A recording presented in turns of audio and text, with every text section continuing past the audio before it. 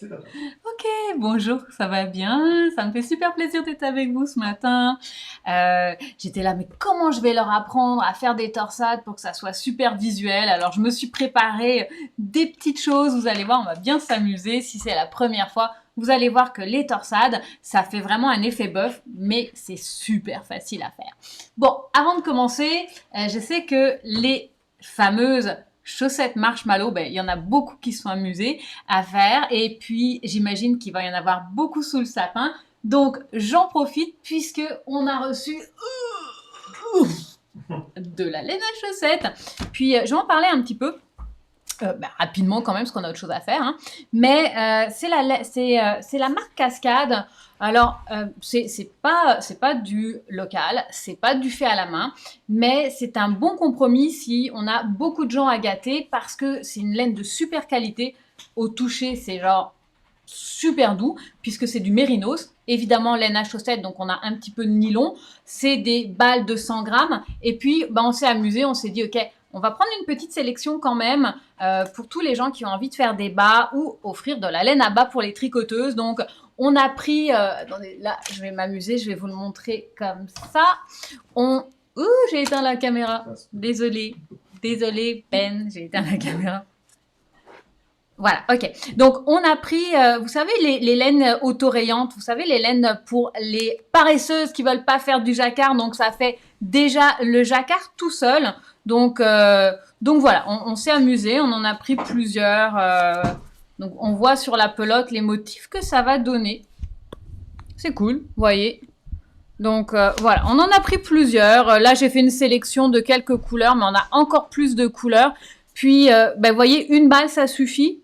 Il y a 400 mètres et puis ça coûte 18 $. Donc voilà, on a pris ces choix-là. C'est encore une fois pas du thym à la main, mais c'est vrai que quand on a une vingtaine, une dizaine ou même 5 bas à faire et gâter toute la famille, des fois le thym à la main, ça peut être un peu dispendieux. Donc voilà, c'est un peu ma sélection à moi. Ça, c'est les waves. Je les aime beaucoup. Ça change en fait au fur et à mesure de la pelote. Ça change de ça change de couleur. Donc on a vous voyez, on a les chaussettes de Noël. Et encore une fois, hein, c'est des œufs chevaux de 100 grammes, donc ça suffit pour faire une paire de chaussettes. Là, c'est à 20 $.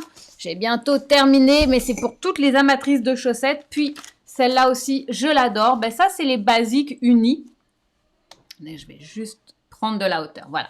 Ça, c'est les basiques unis. Voilà. Elles sont à 18. Encore une fois, c'est des 100 grammes, 400 mètres. Super doux. Toujours ce super wash merino. Tellement doux avec 25% de nylon. Donc, voilà. Moi, j'ai trouvé que ça valait le coup. Ça vient d'arriver et ça va être en boutique en ligne avant la fin de la journée. Voilà. Sinon, passez nous voir en boutique, c'est encore mieux pour ceux qui peuvent. Et on a aussi eu à nouveau, alors ça c'est un super livre, si vous aimez les chaussettes, le 52 semaines de chaussettes. Attention, il est en anglais, hein, pour ceux qui sont pas à l'aise avec l'anglais, tant pis. Mais sinon, 52 weeks of socks, donc ça c'est génial, on va l'ouvrir ensemble. Ça c'est pareil. Si vous aimez les chaussettes et que vous voulez plein de patrons de chaussettes, eh bien c'est 52 patrons de chaussettes qui sont là, qui vous attendent pour vous amuser, vous challenger, pour essayer plein de choses différentes, du jacquard, de la torsade, de la dentelle. Donc voilà. Donc c'est ma petite annonce pub chaussettes. Si vous avez envie de vous faire gâter, voilà, si vous avez envie de vous faire gâter ou vous cherchez de quoi faire des chaussettes pour Noël. Et n'oubliez pas, si vous voulez que ça aille rapidement, les marshmallows, on met un petit brin de mohair et avec un 100 grammes, on va faire 2 paires. Voilà, tout simplement. Ok, alors attendez, je remets tout ça dans mon panier. Mais non, super abordable, vraiment, et d'une douceur. Puis 25% de nylon, donc ça va résister, même si j'aurais toujours tendance à conseiller à mettre un petit brin de mohair sur le talon et le bout pour être sûr de la résistance. Voilà. Ok. Donc aujourd'hui, qu'est-ce qu'on voit? Eh bien, on continue sur notre fameux petit col Jane Austen. Je vais le remettre, on m'avait dit, mais hop.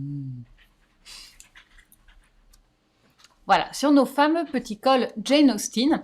Donc, aujourd'hui, on va voir comment on fait de la torsade. Alors, je vois que la plupart, vous avez fait votre devoir en dentelle. D'ailleurs, est-ce qu'on peut voir un petit peu ce qu'a fait la communauté? Voilà, donc bravo. Alors Anne, super beau travail de dentelle. José, je vois aussi très très bien, bravo. Un échantillon qui a été fait en rond, on peut voir avec les petites franges sur le côté. La dentelle est parfaite. Cécile, bravo. Alors Carole, elle a brûlé les étapes. Elle nous a fait genre 2 cols d'une shot. Merci Carole. Madeleine, bravo aussi, super beau, presque terminé. Vous avez vu, hein, quand je vous disais que c'était un projet rapide à faire, en une semaine, j'en ai qui sont en train de me pondre des cols à la tout va. Donc, bravo, bravo, bravo. Anne me demande, elles sont parties les boîtes à chaussettes? Elles vont arriver aux alentours du 12 décembre normalement, c'est ça, hein, pour les boîtes à chaussettes? Est-ce qu'on reçoit quelque chose d'autre par hasard? Ouais, mais on devrait le recevoir. Attends. Ok, donc oui. Ouais, donc normalement, normalement, bon. voilà, tout devrait arriver aux alentours du 12 ou 15 décembre pour les gens qui se sont abonnés à la boîte à chaussettes et qui ont réussi surtout à faire partie du club, puisque le club a été fermé au bout de 2 jours et on a des gens sur liste d'attente. Voilà, allez. Je vous ai promis de la torsade, on y va. Je vais vous expliquer la torsade. Ah, je me suis mis un petit fil. Ah, ça c'est avec la laine. On a des fils qui se baladent partout. Ok, donc je vous avais promis la torsade. Je vais vous expliquer à quel point c'est simplissime. Allez, donc une charte de torsade, on y va. On va prendre par exemple la charte B. Donc vous voyez ces petits bâtons qui se déplacent à droite ou à gauche. Alors la première chose, petit fil. Ok, c'est parti. Ok. Donc, la première chose à savoir, c'est que on regarde sur combien de mailles se fait la torsade. Donc, attendez, on va même se rapprocher. Voilà. Donc, on peut voir ici que la torsade, hein, les petits bâtonnets, ils se déplacent sur 1, 2, 3, 4 mailles. Donc, c'est une torsade qui concerne 4 mailles. Et puis, on va mettre des mailles en attente pour faire des tresses. Alors, j'ai fait un petit échantillon. Voilà. On est là. Pour essayer de comprendre un petit peu. Alors, j'ai fait mes deux petits rectangles, mais il faut imaginer, vous voyez, que ils sont tricotés ensemble. Alors, si je veux faire une tresse, une torsade, c'est un peu comme une tresse. Si je veux faire une tresse qui va se déplacer à droite ou à gauche. Alors, là, on va imaginer que c'est une torsade de 4 mailles sur 4 mailles, d'accord? Donc, si je veux faire une tresse qui va, par exemple, se déplacer vers la gauche, d'accord? Qu'est-ce que je fais? Eh bien, je vais mettre les 4 mailles qui sont ici en attente. Donc, j'ai besoin de les mettre sur une aiguille à torsade parce que je ne veux pas les tricoter tout de suite. Ce que je veux tricoter, c'est cette partie-là. Donc, je les mets en attente, hop, et je vais tricoter les 4 mailles qui sont ici. Voilà. Et après, je vais récupérer les 4 mailles qui sont là. Donc, regardez, qu'est-ce qui se passe? Ça va partir vers la gauche. Si au contraire, je veux que ma torsade passe vers la droite, je vais prendre ces mailles-là et je vais les mettre en attente devant le travail. Puis, je vais tricoter les 4 mailles suivantes et ensuite celle-ci. Et ça va partir vers la droite. Alors, maintenant, on va le faire pour de vrai. Donc, souvent, les torsades sont encadrées par des mailles en verre parce que ça permet, vous voyez, les mailles en verre, elles creusent et ça fait popper les mailles à l'endroit. Donc, c'est normal. Très, très souvent, vous allez avoir des mailles en verre de chaque côté des mailles en droit de la torsade pour justement les faire popper. Salut Chris! Alors, je vais me rendre jusqu'à la partie en jersey. Voilà. Donc, je suis ici. On va commencer par une torsade qui va aller, par exemple, vers la gauche. Alors, vous allez voir, les aiguilles à torsade, elles ont des tailles différentes. Donc là, je vous en montre 2 tailles, mais ça peut être encore plus gros. Tiens, j'en ai une. Allez, elle est encore plus grosse. Voilà. Voilà. Alors, elles n'ont pas de numéro comme du 2.5, 3.5, 4 mm. Ça n'existe pas. Ce qu'on fait souvent, c'est que quand on achète des aiguilles à torsade, elles viennent par duo ou par trio et on va prendre celle qui est la plus proche de votre circonférence d'aiguille. Donc sur les 3 qui sont là, ben, vous voyez, celle-là, elle va être parfaite. Celle-ci est un peu trop petite et celle-là est vraiment trop grosse. Voilà. Donc voilà, donc j'ai dit que je voulais que ça parte vers la gauche. Ok, vers la gauche. Très bien. Je prends les 2 mailles qui sont ici. Et puis vous voyez dans votre aiguille à torsade, souvent vous avez un creux, c'est pour les mettre en attente. Et je vais mettre ces 2 mailles devant. Je vais ensuite tricoter les 2 mailles suivantes à l'endroit. Voilà, 1, 2. Puis je vais récupérer les 2 mailles que j'ai mis en attente. Et alors c'est très important, hein.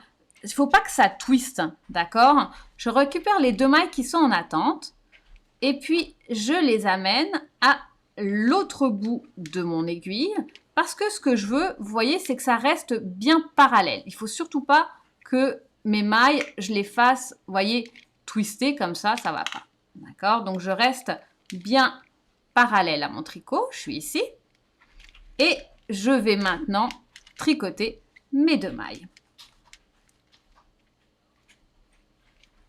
Voilà. Donc là, j'ai mis en place une tresse, vous voyez, donc mes mailles ont twisté. Je vais juste rapprocher encore un tout petit peu. Voilà. Voilà. Donc vous voyez, mes mailles, elles ont twisté et elles sont parties vers la gauche. Qu'est-ce que j'ai fait? Eh bien, j'ai déplacé mon groupe de mailles. J'avais 2 mailles et 2 mailles. Eh bien, j'ai déplacé le groupe de devant vers la gauche. Donc, comme je vous ai montré avec ça, voilà. Donc, j'avais mon groupe des mailles de devant, le groupe de mailles de derrière. Pour les déplacer vers la gauche, ce que j'ai fait, d'accord, c'est que je les ai mis en attente devant. Excusez-moi, je les ai déplacés vers la gauche, oui. Je les ai mis en attente, non, derrière. Voilà, je les ai mis en attente derrière et j'ai tricoté les autres. Donc, elles sont parties vers la gauche, ok? Maintenant, si je voulais au contraire les déplacer vers la droite, eh bien, hop, je vais juste défaire mes mailles. Ok, maintenant ce que je veux, c'est que mes mailles elles partent vers la droite. Je vais prendre les 2 premières. Voilà. Je vais les mettre en attente derrière mon travail. Oups, je vais remettre juste ça en place. Voilà. Donc, j'ai mis les 2 mailles en attente, vous voyez, derrière le travail. Et maintenant, je vais tricoter les 2 mailles suivantes. Donc, je vais les tricoter encore une fois à l'endroit. 1, 2. Voilà. Donc, vous voyez, ça va partir vers la droite. Et bien sûr, je n'oublie pas les 2 mailles qui étaient sur mon aiguille à torsade. Je vais aussi les tricoter à l'endroit. Voilà. Et donc, j'ai déplacé mon groupe de mailles vers la droite. Voilà, c'est aussi simple que ça. Donc, la torsade, grosso modo, en fait, c'est mes 2 premières mailles qui vont être déplacées soit en les mettant en attente devant, soit en les mettant en attente derrière. Et grâce à ça, ça va faire que je vais faire comme une corde qui va se déplacer à droite ou qui va se déplacer à gauche. C'est vraiment comme une tresse d'enfant. Hein. C'est vraiment... je la remets là. En fait, c'est vraiment comme une petite tresse qui fait que soit on passe par-dessus, soit on passe par-dessous. Mais c'est toujours les premières mailles, évidemment, qui sont mises en attente, soit devant, soit derrière. Et ça permet de donner la direction de notre torsade. Donc, c'est vraiment, vraiment extrêmement simple. Hein, d'accord? Donc, quand on voit une charte comme ça, donc on ne s'inquiète pas de voir des bâtonnets qui se déplacent. Pourquoi? Parce que le symbole est toujours marqué ici. Donc, on regarde. Là, ça va toujours dans le même sens. On va placer nos 2 mailles sur l'aiguille à torsade devant le travail. On va tricoter à l'endroit les 2 mailles suivantes. Puis, on récupère les 2 mailles qui ont été mis en attente et on les tricote à l'endroit. Donc ça, c'est pour notre charte B.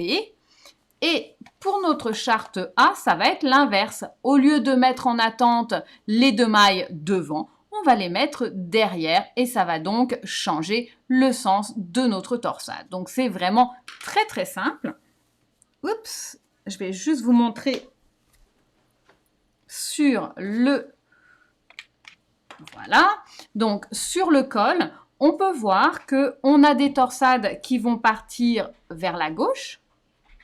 D'accord, donc vers la gauche, on peut le voir ici, les 2 premières mailles. Les 2 premières mailles qui sont ce groupe-là. Elles ont été mises dans quel sens pour passer par là? Eh bien, elles ont été mises devant. Et les 2 mailles qui étaient après sont passées, hop, en dessous. D'accord? Donc, ça, c'est quand on est parti vers la gauche. Et là, on a une torsade qui part vers la droite. Eh bien, les 2 premières mailles, elles passent cette fois-ci derrière.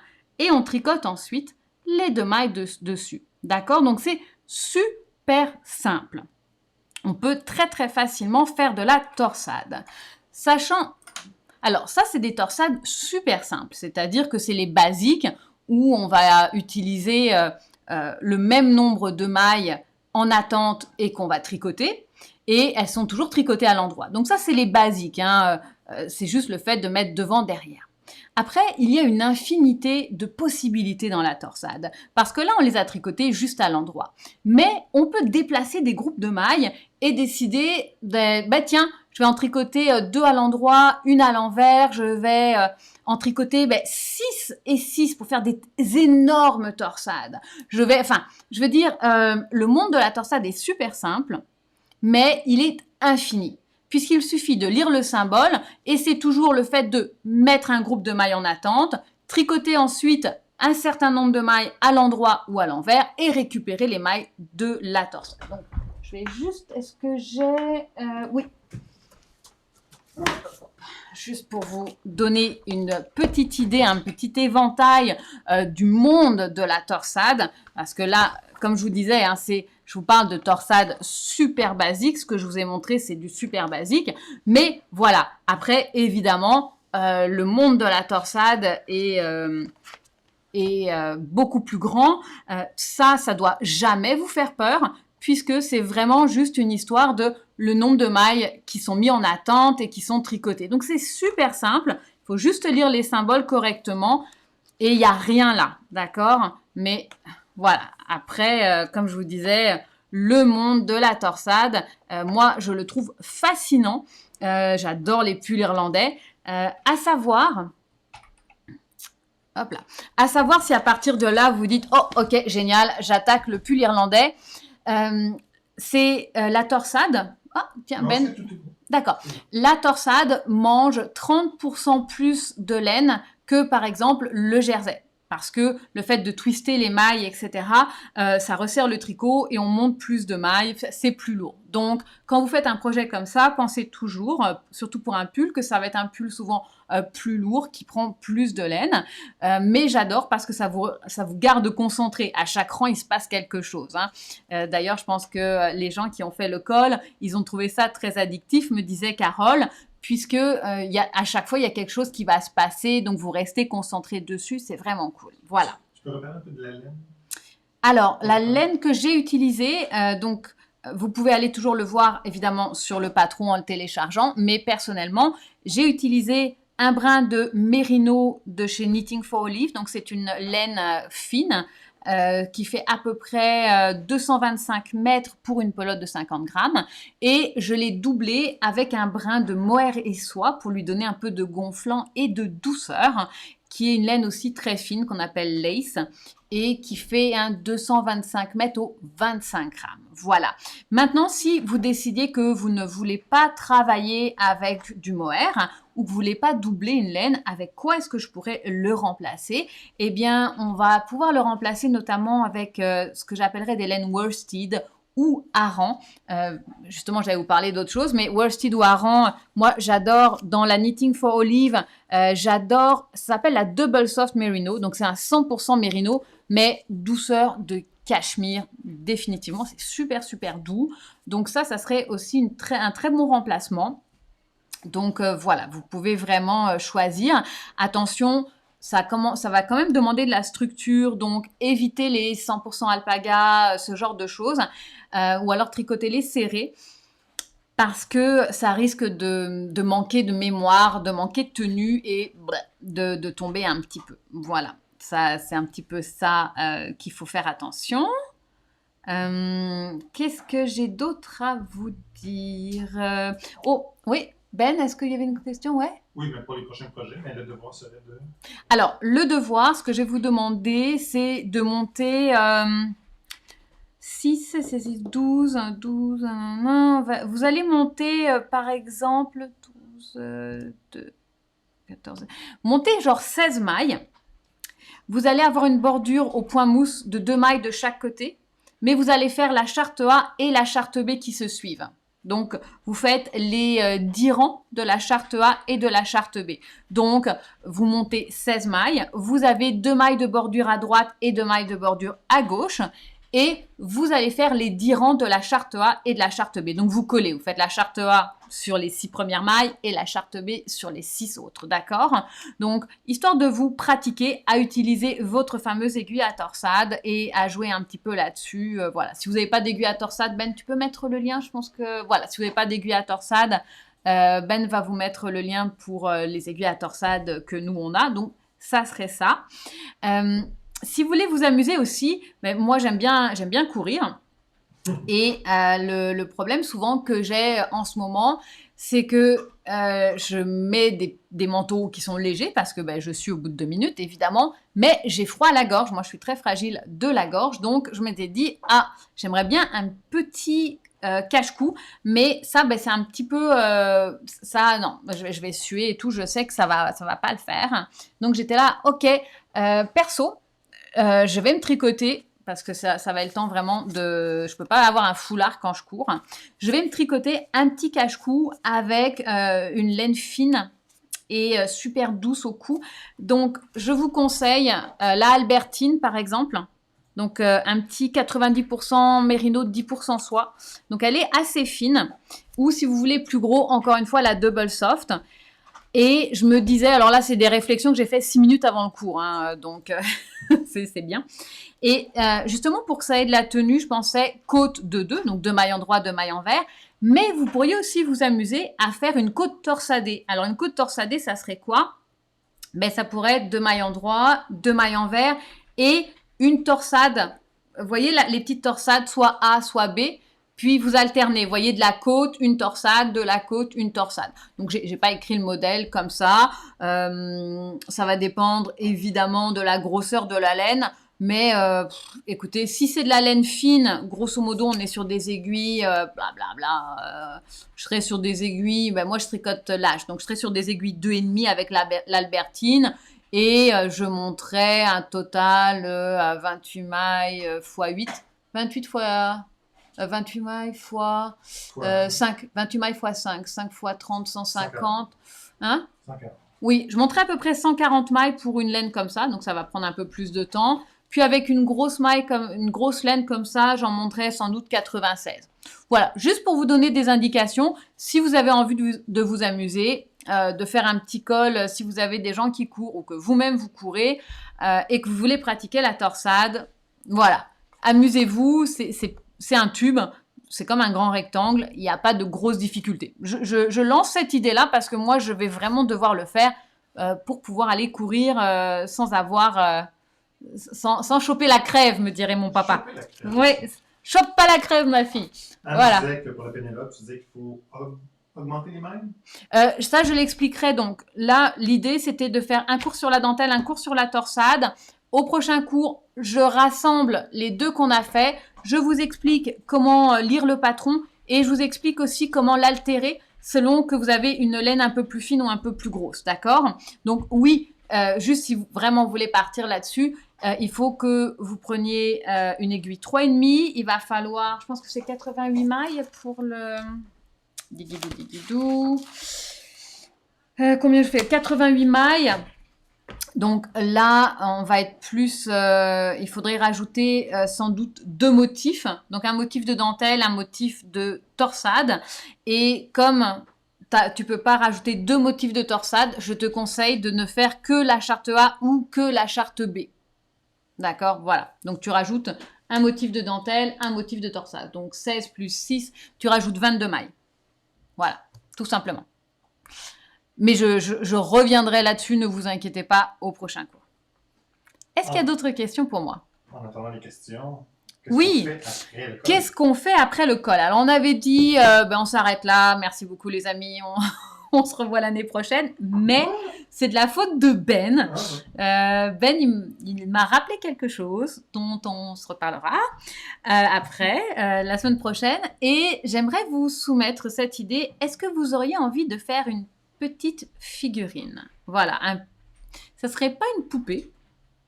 Ça serait plutôt... serait un petit personnage. Est-ce que vous auriez envie de faire un petit personnage? Voilà, ça serait mon petit cadeau de Noël.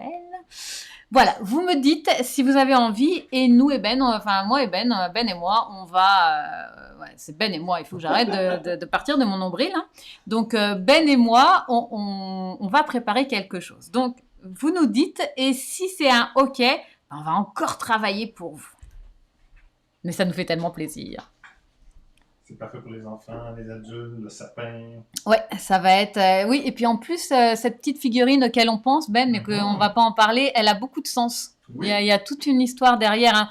Pour ceux qui ne me connaissent pas encore, sachez que j'ai un long passé où j'étais une conteuse. Et oui, je racontais des histoires puisque j'écrivais des contes et j'avais une compagnie de théâtre. Donc, eh bien, cette petite figurine, elle viendrait avec une histoire. Oui, j'ai l'impression qu'on a beaucoup de oui. Hein? Juste pour le plaisir aussi de voir. Ouais, donc oui, on... Bon, écoutez... Un mini ben en tricot? Non. Un quoi? Un mini ben en tricot? Non, mais ça va pas. Ça va pas. Je l'ai assez tous les jours, là. Non, je rigole, je l'adore. Non. Oui. J'étais une conteuse. Ah, bravo, conteuse comme dompteuse. Conteuse, C-O-N-T-E-U-S-E. Non, mais tu comptes, des fois, je te vois sur Excel.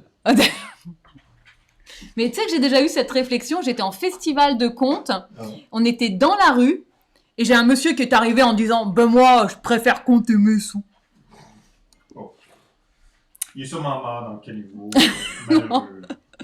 Non, mais ses enfants ont dû avoir beaucoup de fun le soir. Ils sont peut-être devenus des comptables. Ok, c'est très bon. Donc oui.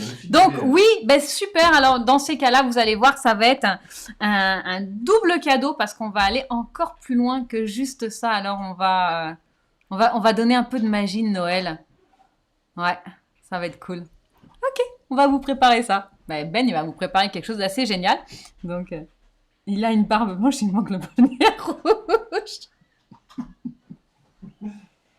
C'est bon. Bon, écoutez. Merci beaucoup. Si vous avez des questions, n'hésitez pas. J'irai faire un petit tour sur le groupe dans la semaine. Puis, merci. Merci d'avoir été avec nous ce matin. Vraiment, ça fait super chaud au cœur, quoi. À bientôt et bonne journée.